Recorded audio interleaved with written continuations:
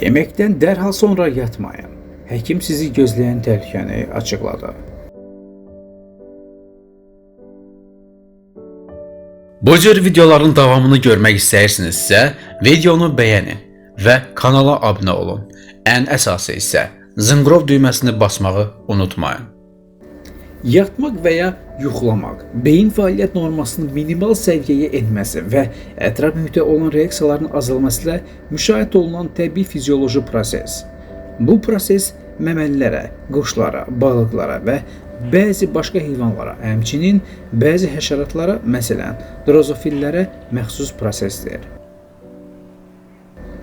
Bütün canlı varlıqlar öz güclərini bərpa etmək və həyat fəaliyyətini davam etdirmək üçün istirahətə ehtiyac duyurlar. Məcburi yuxu canlıların bütün cismi və zehni fəaliyyətlərini dayandırır. Harvard Səhiyyə Məktəbi ilə Afina Universitetinin alimləri 6 ildən artıq müddətdə 26-86 yaş arasında olan 23.681 nəfər üzərində apardıqları təcrübə nəticəsində müəyyən etmişlər ki, gündüzlər iş arası qısa müddətli yatan adamlar ürək xəstəliklərinə daha az tutulurlar. Belə adamlarda ürək xəstəliklərinin gündüzlər yatmayan şəxslərə nisbətən 37% az müşahidə olunmuşdur. Alimlərin fikrincə, həyəcan və narahatlıqlarla yüklənmiş gün ərzində qısa müddətli yuxu stres və yorğunluğu bədəndən çıxartmaq üçün ən yaxşı vasitədir. Lakin qısa müddətli bu orqanizmə faydası olan yuxunu yeməkdən dərhal sonra etmək olmaz. Yeməkdən sonra insanlar adətən yuxululuq hiss edir. Lakin həkimlər yeməkdən dərhal sonra yatmağı tövsiyə etmir. Mütəxəssislərin fikrinə görə, bu orqanizmdə ciddi pozulmalara səbəb ola bilər. Yeməkdən sonra yatan insanlarda reflüks ezofagit xəstəliyinin riski artar. Mədə dolu olarsa, uzanıq vəziyyətdə yemək mədədən geriyə, qida borusuna düşə bilər. Mədədən fərqli olaraq qida borusunun divarları xüsusi selikli qişə ilə qorunmur. Turş kütlə qida borusunun divarlarını yandırır, iltihaba, eroziyaların yaranmasına səbəb olur. Bu hal daim təkrarlanırsa, qida borusu xərçənginin riski artar. Mədədə olan kütlə tək qida borusuna deyil, qırtlağa, nəfəs yollarından da düşə bilər ki, bu da iltihaba, xroniki öskürəyə səbəb olur. Yeməkdən sonra yatan insanın qanında şəkərin səviyyəsi qalxır ki, bu da gələcəkdə ikinci tip şəkərli diabetin riskini artırır. Şəkərli diabet xəstəliyi olan insanlar yeməkdən sonra yatmamalıdırlar. Yuxu zamanı orqanizmdə gedən bütün proseslər, o cümlədən əzm prosesləri ləngiyir. Bu isə əzmin pozulmalarına, mübadilə proseslərinin ləngiməsinə, çəkinin artmasına səbəb olur. Dəyərli izləyicilər, Professor Matthew Walker'ın bir missiyası var. Hamımızı yatmağa göndərmək. Bizi yuxuya vermək üçün nağıl danışmır, əksinə əsaslı elmi sübut göstərir.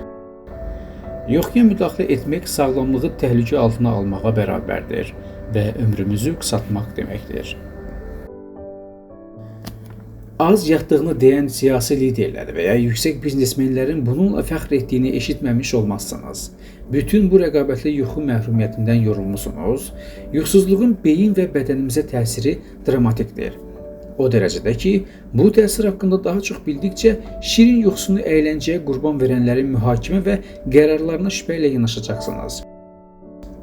O həm də həyatınızı dəyişmək və uzatmaq iqtidarında olan Biz Niyə Yatırıq adlı kitabın müəllifidir. O, insanların gərgin həyat yaşadığını və mümkün qədər hər şeyi çatdırmağa çalışdıqlarını anlayır.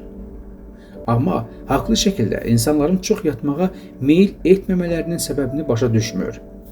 Biologiya ilə mübarizədə məğlub tərəf adətən biz oluruq və məğlubiyyəti xəstəlik və bədbəxtlik nəticəsində anlayırıq. Professor Matthew Walker yuxu və sağlam vərdişləri inkişaf etdirmək üçün bilməli olduğumuz hər şeyi izah edir. Niyə yuxu önəmlidir? Milyonlarla insan üzərində aparılan epidemioloji tədqiqatların nəticəsi əsasında bu sadə fakta varmaq olar. Nə qədər az yatarsan, ömrün bir o qədər qısalar. Yəni qocalmaq və mümkün qədər sağlam qalmaq istəyirsinizsə, yaxşı gecə yuxusuna sərmayə qoymalısınız. Yuxu ən demokratik və pulsuz sağlamlıq xidməti sistemidir və udmalı olduğunuz acı həb deyil. Hətta yuxunun faydaları o qədər çoxdur ki, Professor Walker həkimlərə onu reseptlərə daxil etməyi məsləhət bilir. Yuxunun xeyri sonsuzdur. Yetərsiz yuxudan təsirlənməyən bədən və beyində problem tapmaq çətindir.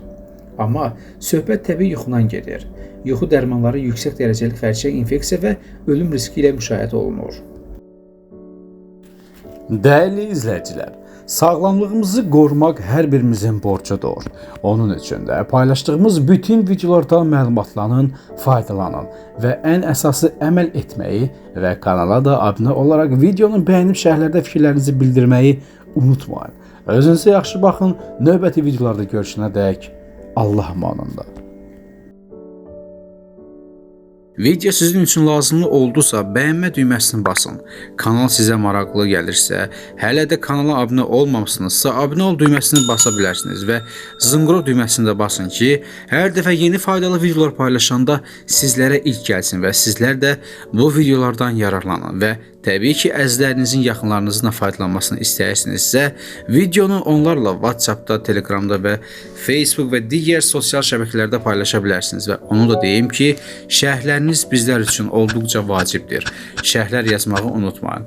Özünüzə yaxşı baxın, növbəti videolarımızda görüşənədək Allah amanında.